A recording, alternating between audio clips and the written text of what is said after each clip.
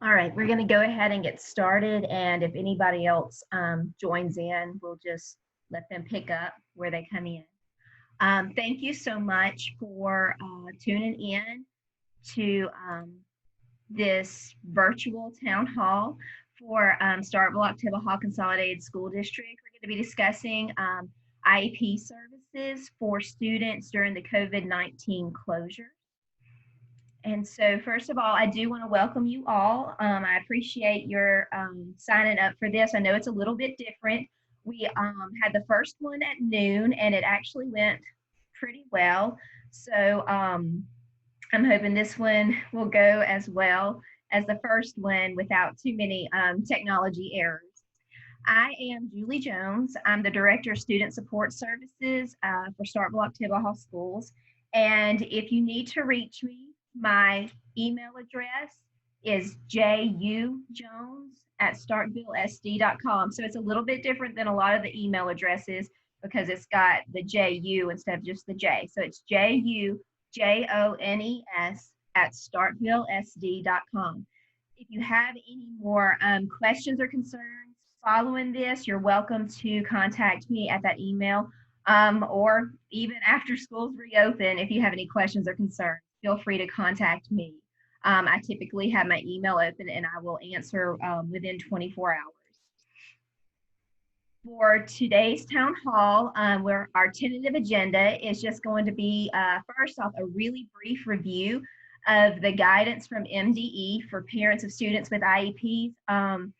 If you signed up through that registration, I sent a link to the video that I'd already recorded that went through that a little bit more in detail. And then after this is over, I will send the recordings of both of the town halls to whoever signed up. And with that, I'll make sure I include that link again. But we'll go over kind of the main points from that, and then we'll do a brief review of what the district plans on doing during this time.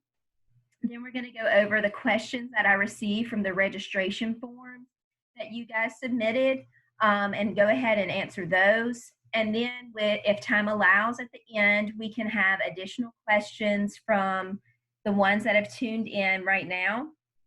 And we'll go over the procedures for that in just a little while.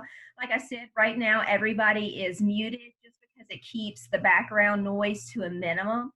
But when we get to the end, when we go into the Q&A, we'll go through procedures on how to ask questions. And if you want to orally ask a question, I can definitely unmute you so that way you can talk as well.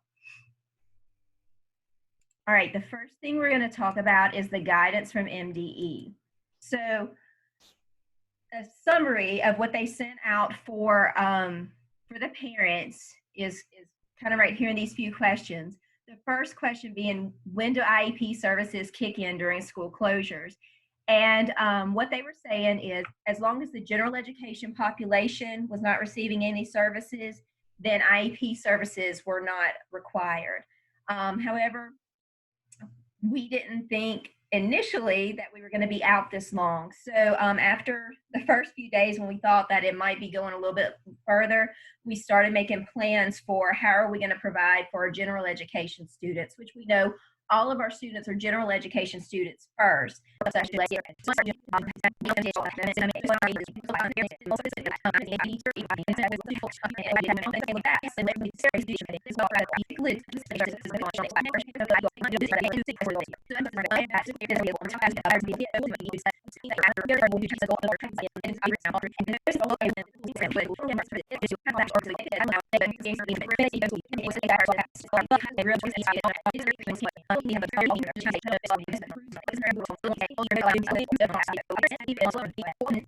Like this, just so we can go.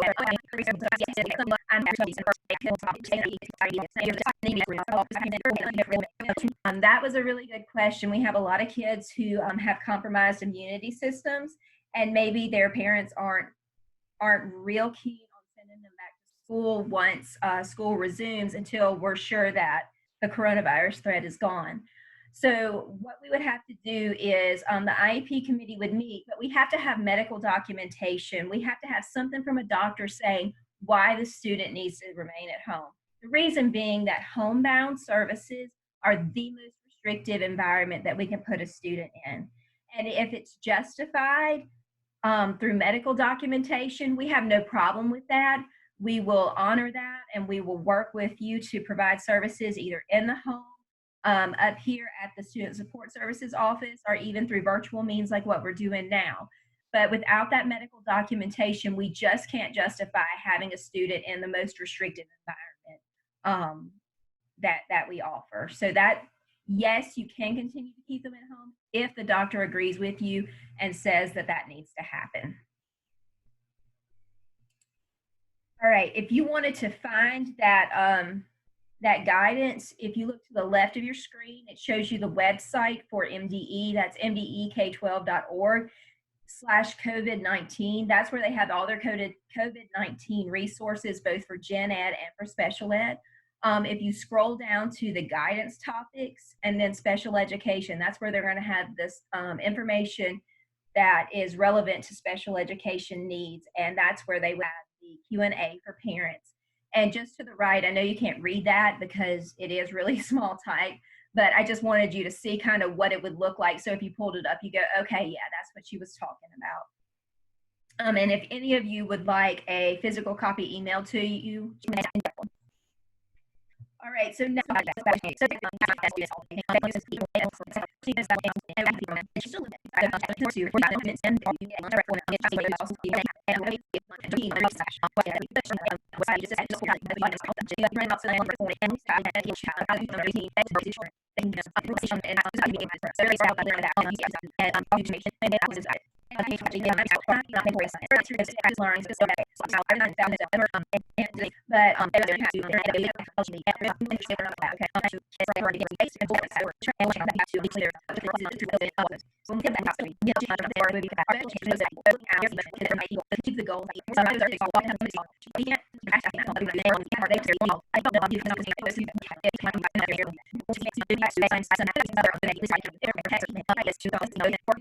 have access to the we can do that.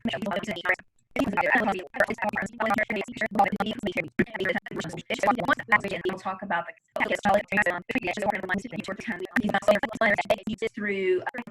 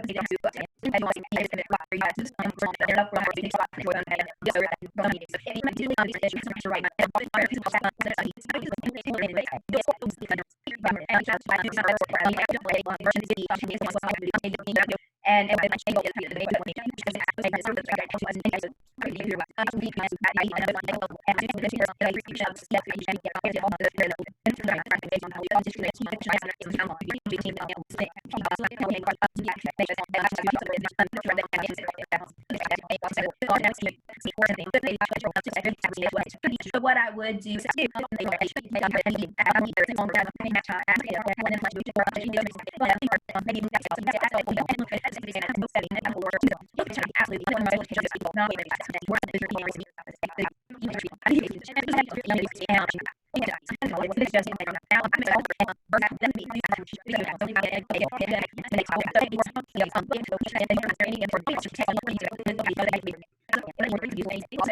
address this before plan.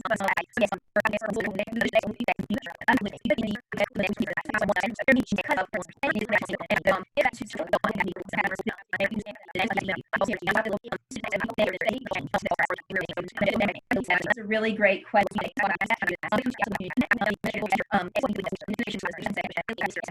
Really appreciate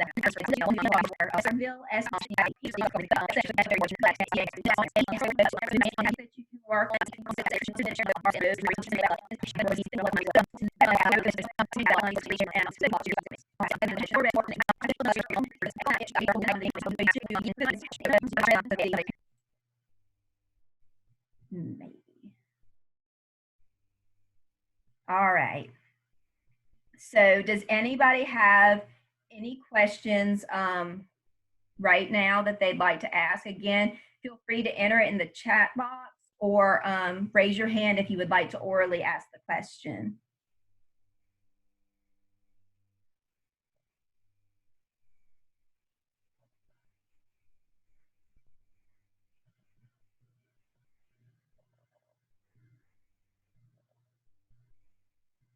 All right, I'm not seeing anybody asking any questions, and that's okay. I know that it's a little odd during a virtual meeting to ask questions.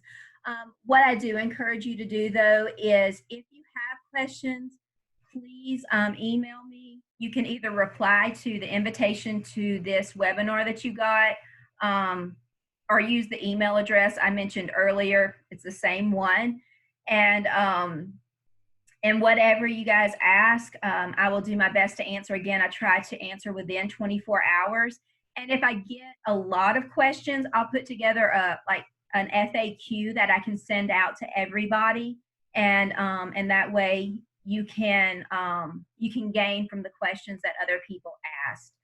But since I'm not seeing any questions right now, I will go ahead and end this meeting. Again, I really, really appreciate your guys giving me a chance to talk. Oh, hold on. Let's see. What do we do about students that we're not able to get in touch with? Okay, so and this is for our teachers.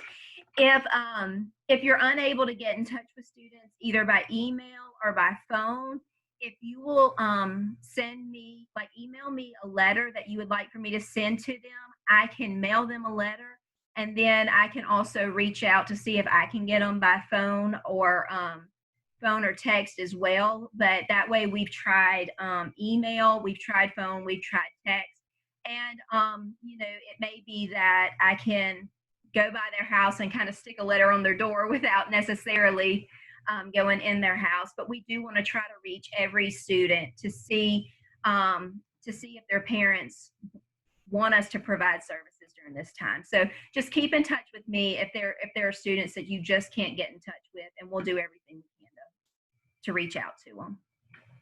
All right, anybody else?